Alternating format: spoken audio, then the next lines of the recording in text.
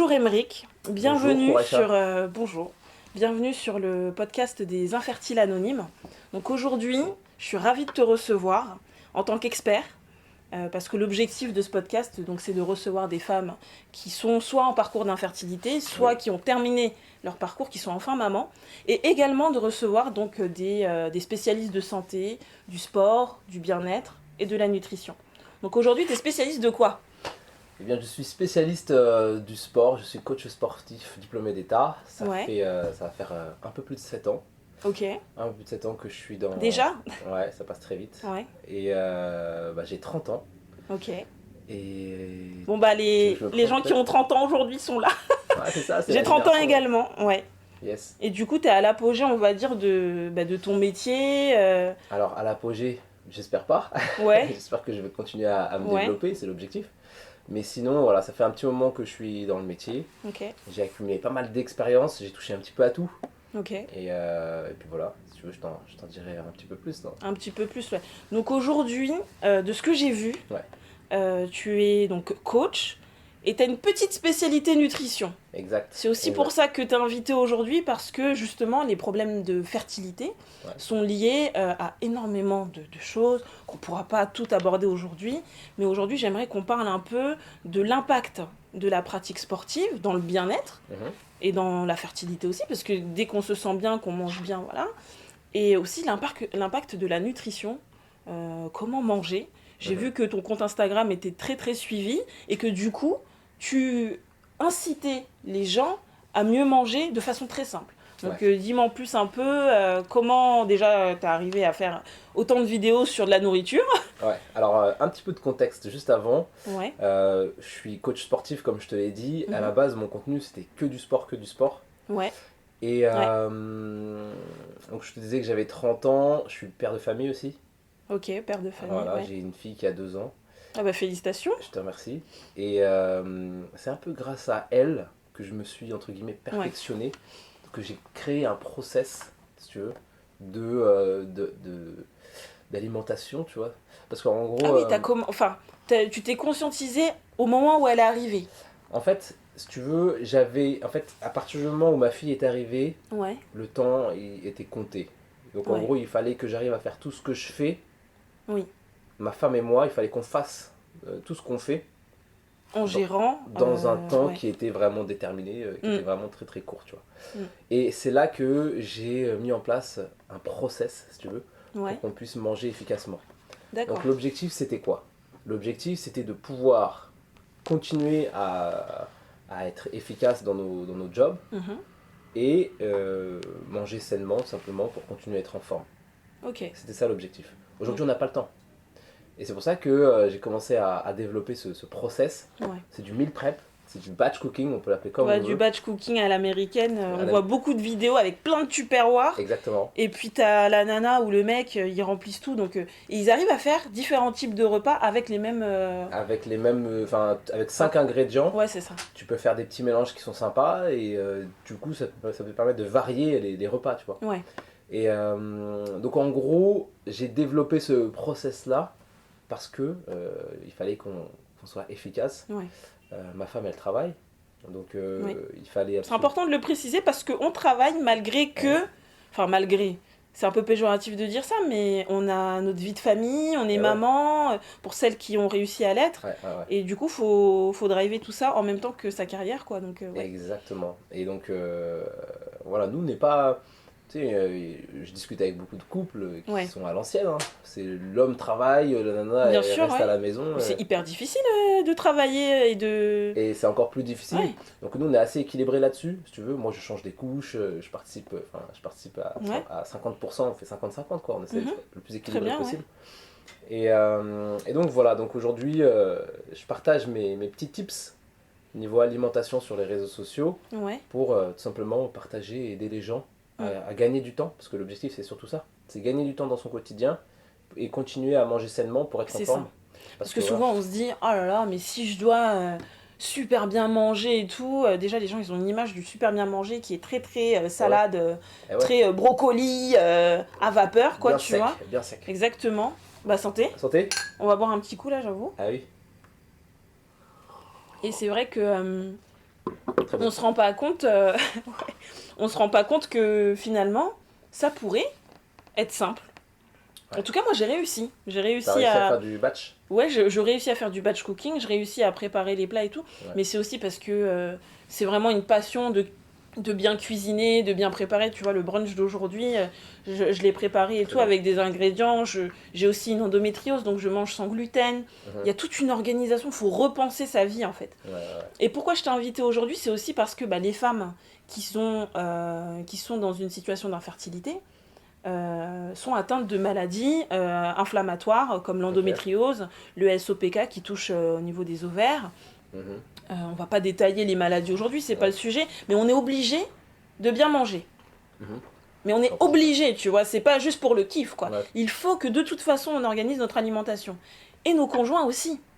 Parce que nos conjoints aussi, nos maris sont... C'est un travail d'équipe. Ouais. C'est un travail d'équipe. Moi aujourd'hui, avec le batch cooking, quand je filme mes vidéos, en général, je fais pas pour toute la semaine. Oui. Je le fais souvent pour le début de la semaine. Et en général, les plats que je vais faire, c'est pour le dîner. D'accord. Tu vois. Aujourd'hui, je pense que si toi et ta moitié, vous êtes focus pour manger sainement, eh bien, vous allez avoir beaucoup plus de facilité à atteindre vos objectifs. Oui. S'il y en a un qui s'en fiche complètement, il risque d'engrainer un petit peu l'autre. Tu vois ce que je veux dire? Imagine, toi, tu es là avec ta petite boîte, tu veux manger propre. Et à côté... Il faut une homogénéité quand même dans le couple pour... Il faut que les deux aillent dans le même sens, c'est important. Bon, moi, aujourd'hui, c'est moi qui vais booster ma moitié. Ouais. Et donc, je pense que c'est important. C'est important que les deux aillent vraiment dans le même sens. Ok. Et comme tu dis, c'est une obligation pour les personnes qui sont avec des maladies, qui sont malades en fait. Qui sont malades de manger sainement. Et encore une fois, j'aimerais revenir sur le côté, tiens, tu parlais de brocoli, vapeur, tout ça. Aujourd'hui, on a trop cette image du, tiens, manger sainement, c'est soit trop sec, c'est dégueulasse, ou alors ça prend trop de temps, quoi. C'est vrai. L'avantage avec le batch cooking, c'est que tu te motives pendant 1 heure, 1h30 max. Ouais. Et tu vas peut-être préparer pour la moitié de la semaine. Tu peux même faire toute la semaine si tu mets au congèle. Et donc en fait, en 1 heure, tu vas être suffisamment efficace pour être sûr de manger sainement sur 5 jours. Moi, ce que je conseille, c'est de faire quoi? C'est de faire en gros et de mettre au congèle pour avoir vraiment tous les dîners. Parce que c'est au moment du dîner qu'on a, entre guillemets, la flemme, qu'on est plus tenté d'aller sur une application, de commander et de se retrouver à manger de la malbouffe. Ouais. Donc en gros, il faut se dire, après je pense que chacun est différent, etc. Mais il faut se dire à quel moment moi je peux craquer, quoi. Ouais, à quel moment Est-ce que c'est le midi? Parce que le midi, j'ai tendance à prendre des sandwichs, des burgers, machin. Ou est-ce que c'est le soir parce que j'ai la flemme, je suis crevée et quand je rentre, j'ai pas envie, quoi. Personnellement, c'est le soir. Donc moi, c'est plus le midi. Toi, c'est plus le midi? Ouais, je prends plaisir à bien cuisiner le soir. Le midi, je peux vite craquer parce que ma journée, elle est remplie. Ça dépend des gens. Ouais. C'est pareil, tu fais tes boîtes pour le midi. Tu te débrouilles pour trouver un micro-ondes pour réchauffer. Ouais. J'ai une question concernant l'activité physique. Vas-y. En quoi elle peut aider aujourd'hui? On va parler un peu des hommes parce que c'est vrai qu'on met la charge mentale de la fertilité sur la femme. Ouais. Elle a une maladie, parfois les femmes elles n'ont pas de soucis de santé, mais dans le couple il n'y a pas d'enfant qui vient et on ne pose pas la question aux hommes de savoir de bien manger, de faire une activité physique. Il y a beaucoup d'hommes qui sont sédentaires, tous les hommes ne poussent pas des poids à la salle.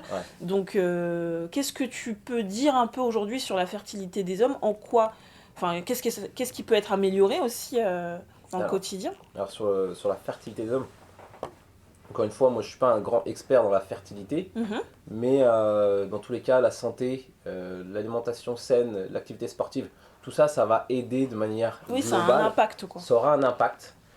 Après, si tu veux, en termes de fertilité, donc je me suis un petit peu renseigné, j'ai quand même préparé notre rendez-vous, et je sais que, si tu veux, pour les hommes, pour augmenter ou favoriser une fertilité, il y a un vrai impact des aliments gras, si tu veux, sur la fertilité. Donc en gros, les spermatozoïdes, ils baignent dans un liquide.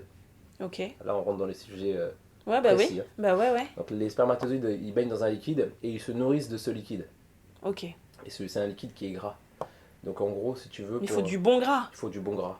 Il faut du bon gras. C'est quoi du bon gras? Donc du bon gras, tu vas avoir des oléagineux, tu vas avoir des bonnes huiles. Les oléagineux, c'est tout ce qui est fruits à coque Ouais, c'est des amandes, c'est des noix, c'est tous ces trucs-là. Et tu as les bonnes huiles, donc l'huile d'olive, l'huile de noix. Ok, ouais. Les graines aussi, les graines de lin. Ouais, bah moi j'ai mis mon mari sur des graines. Ouais. Il me dit, mais je suis pas un écureuil. Je dis, ouais, mais moi aussi j'en consomme. Les baies de goji et tout, mais franchement. Ouais. Et en plus, nous les femmes, justement, il y a cette charge mentale de se dire, il faut que ça marche et tout, parce que on nous demande à nous. Alors t'en es où? On demande pas à notre conjoint. Ouais. Après, je pense que c'est aussi plus difficile de parler de ça pour un homme, parce que tu sais, on veut bomber le torse, tu vois, on veut faire un peu les gorilles et montrer qu'on est là. C'est vrai. Puis moi, je dis jamais à mon mari, je te donne des baies de goji pour améliorer ton flux de spermatozoïdes. Non, c'est mange des baies de goji, ça a un encas super bien parce que tu sors du sport et tout. Mais oui, après, on essaie de passer par des filets. Oui. Après, pour revenir sur le sport, d'aliments gras, c'est pas nécessaire aussi d'être bodybuildé, d'être un grand athlète de haut niveau. Non, mais après, une activité physique régulière. Marche, 30 minutes de marche par jour. Ouais. C'est très bien. Si c'est, je sais très bien qu'il y a certaines personnes, il y a certains hommes qui détestent la musculation, le fitness, etc. Donc si déjà on arrive à intégrer des petites sessions de 30 minutes de marche par jour, c'est pas énorme, c'est faisable, ça peut avoir un impact positif sur tout ça, quoi. Ok. Merci beaucoup Aymeric. Vraiment merci d'être venu, de nous parler un peu de cette partie, on va dire, masculine de la fertilité, de la nutrition. On a bien compris que t'étais pas t'avais pas une thèse qui a été faite sur la fertilité, mais mine de rien, via l'activité physique, via la nutrition, c'est un moyen de devenir parent, en tout cas de se donner déjà bonne conscience, de vivre mieux, et peut-être d'arriver à booster tout ça avec sa conjointe. Et au-delà de ça, donc on parle de la fertilité aujourd'hui, mais au-delà de ça, mettre en place des process comme le meal prep, si ça peut permettre de développer une bonne habitude, de la tenir sur le long terme, et que dans un premier temps de se focaliser que là-dessus, ça peut vraiment être un game changer. Et puis après on y va petit à petit. Dans un premier temps l'alimentation, dans un second temps l'activité sportive. Et puis je pense que faut toujours voir le truc. Faut voir globalement. Voir global, parce que manger sainement, avoir une activité physique, tout ça va te permettre de développer une énergie au quotidien. Cette énergie tu vas la développer pour ta famille, tu vas la développer pour ton business. Donc pour ta fertilité aussi. Donc voilà, il y a toujours ce côté global, c'est toujours bon à apprendre. Donc petit à petit, step by step. Merci Aymeric, je te remercie beaucoup d'être venu. C'était un plaisir de te recevoir, de parler de tout ça. Et puis maintenant, on va manger. Allez, mangeons. À bientôt. À bientôt. Merci.